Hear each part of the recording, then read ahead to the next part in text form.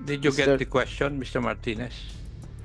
Opo, pero hindi po ako nasa kooperatiba. I don't know about that. Hindi. Anong sagot po ninyo? Yes or no? Are you in a position to answer that question?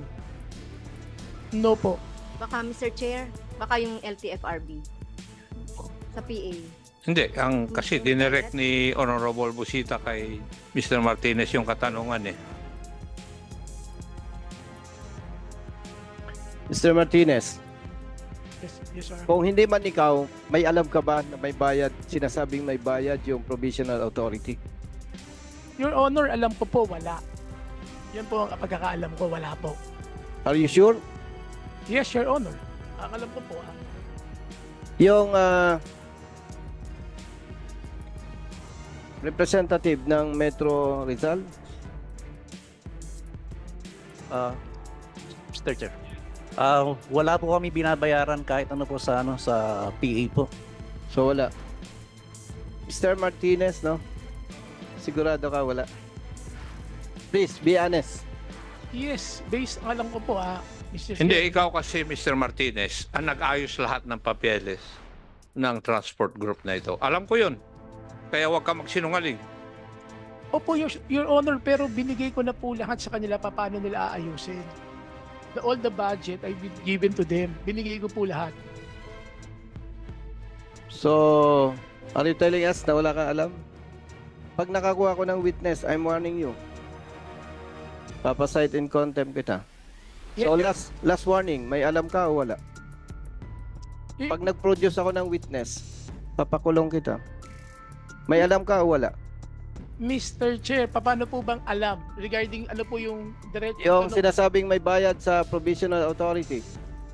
Alam ko po, Mr. Chair, wala. Pero So, wala. Opo.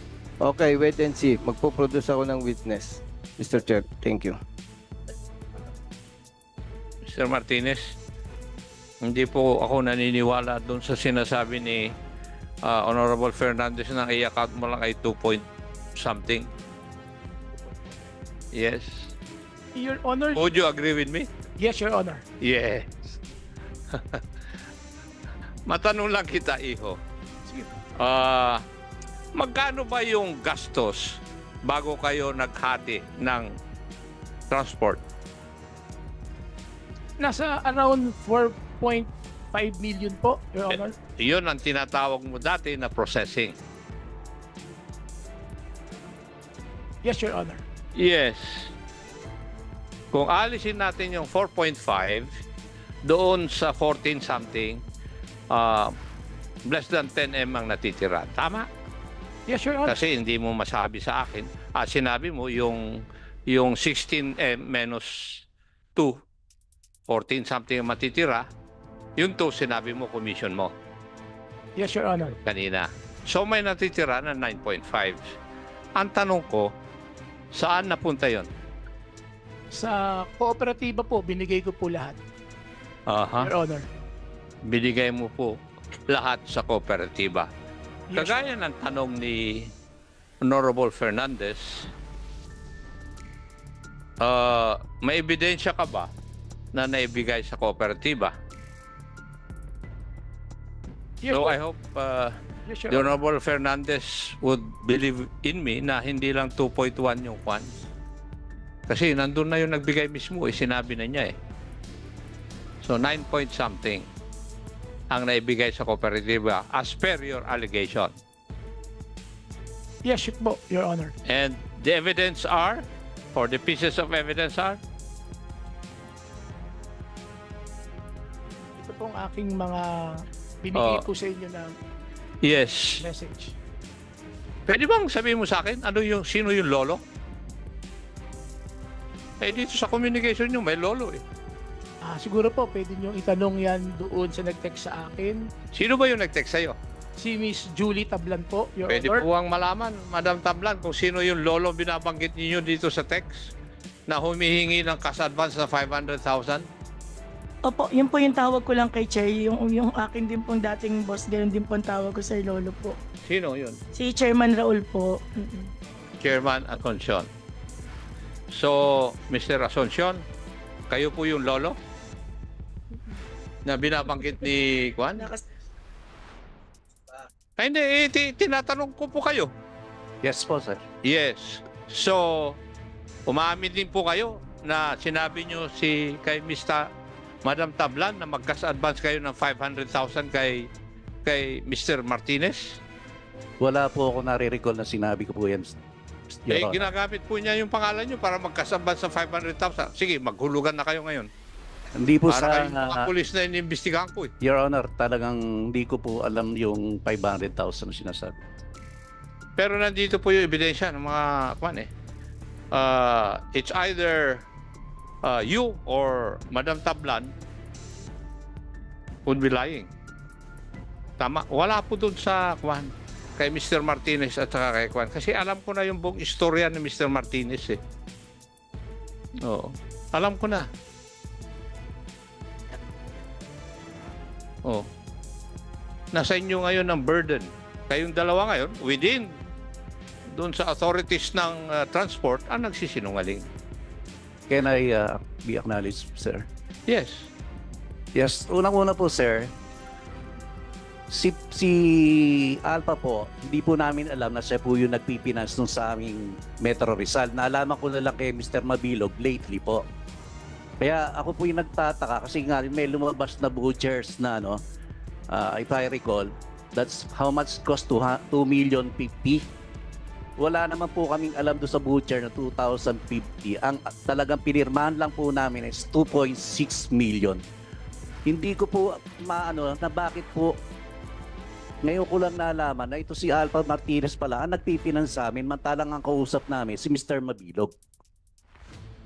Hindi nga ako membro ng cooperative ninyo. Alam ko yun eh. Di ba? Na siya ang nagpipinance. Doon pa lang sa first hearing na lumabas si Mr. Martinez, alam ko na siya nagpifinance. Sinabi ko nga eh. Inamin naman niya doon eh.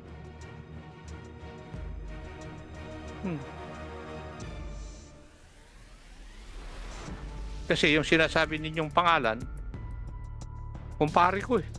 Kaya hindi magsisinungaling sa akin. From the very start, alam ko na yung istorya.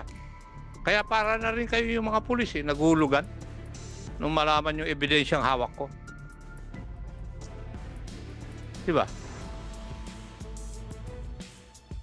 Mr. Chair. Nasa inyo na ngayon ang problema eh. Kayo Yes, dalawa. sir. Honest to goodness po. Talaga pong hindi po namin alam na siya po yung nag-finance po niyan. O yan ang problema dun kung siya nag-finance. Kaya nga po. Ang tinatanong ko is merong 16 million na ibinigay na discount ng Mahindra.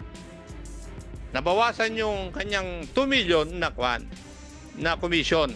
May gastos na 4.5 according to Mr. Martinez. So may natitira less than 10M. Where did that go? According to Mr. Martinez, nasa inyo, binigay sa inyo. And if I read all the text messages here na binigay ni Mr. Martinez, nandun ang mga pera na napupunta sa inyo eh. Through Madam Tablan. Kaya ngayon, ang nagsisinungaling sa inyo, nasa inyong dalawa. Kasi ayaw mong aminin na nagkakas-advance ka ng 500,000 na sinasabi ni Madam Tablan kay Mr. Martinez, nagkakas-advance si Lolo ng 500,000. So, nasa inyong dalawa nagsisinungaling. Tama? Para malaman ng mga membro ninyo na nasa inyo yung pera. Hindi ko lang alam kung kanino napunta sa inyong dalawa. But my point is, if you ask me, ang speculation, nasa inyong dalawa. Madam Tablan, hindi ba lahat dapat ng donations nasa book of accounts ninyo? Sir, yun po yung Ano ko na-audit. sa iyo, Opo. na dapat ba yung mga donations like the one stated by Mr. Martinez dapat naka-reflect sa book of accounts ninyo or sa inyong financial statements? Ipagpaumoy ninyo, sir, kasi Yes ito po, or no? hindi po namin alam talaga, sir. Hindi mo alam na dapat sino bang humahawak ng accounts ninyo? Ikaw? Ako, sir, pero hindi po kasi Hindi dumaan mo sa alam amin yun? yung pera. Then you do not deserve to be the general manager. GM ka eh. Nak na tinapay.